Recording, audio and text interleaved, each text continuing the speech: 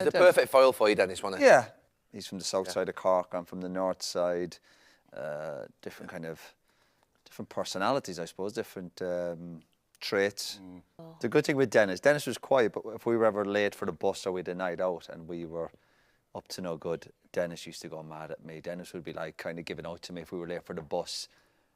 Dennis have a go at you? He'd be having to go if I didn't I think we were late a couple of times for a flight in pre-season where I didn't answer the phone. Yeah, but we'd had a late night out. Yeah. And I think Dave Fever, the physio, came up and called us, but called me, and I went back to sleep. And when we got on the bus, the manager was going mad.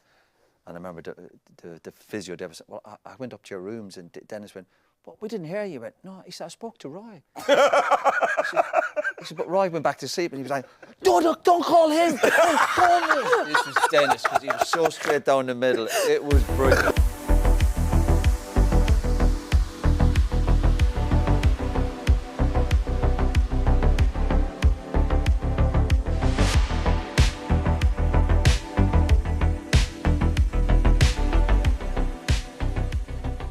Very quickly on managers, you were managed by a former Manchester United hero. Can I call Roy Keane a club legend? Absolutely. Yeah. See, that's the difference. Now, that's the difference, Anton. Roy Keane's a legend, right? Fair dues. I can't put Roy Keane and Ollie in the same bracket. What sort of manager was Roy Keane? Could he have an effect on Manchester United? Because we hear him as a pundit and he divides opinion, let's say that. One thing he will govern, he will hold a room, he will hold the dressing room 100%. He demands respect straight away and will get the respect straight away. Didn't you want to beat up De Gea, though? I mean, is that the kind of manager we're talking about? I'm not sure it was exactly to that point. It was more of a throwaway comment, but yeah. Whether he's the man for the job at the moment, I don't know.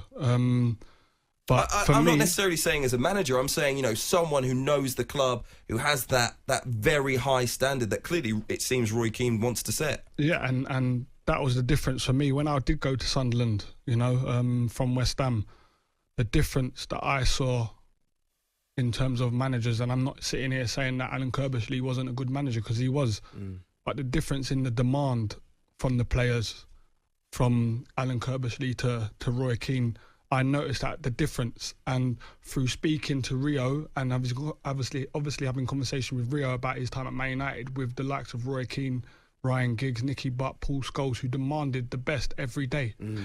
It was clear to me from my first week training at Sunderland, he took no prisoners. If you weren't training properly, he would let you know. We played Blackburn away one time, and we came in losing 1-0, and he hammered a few of the boys. He hammered me, and I thought we was doing well.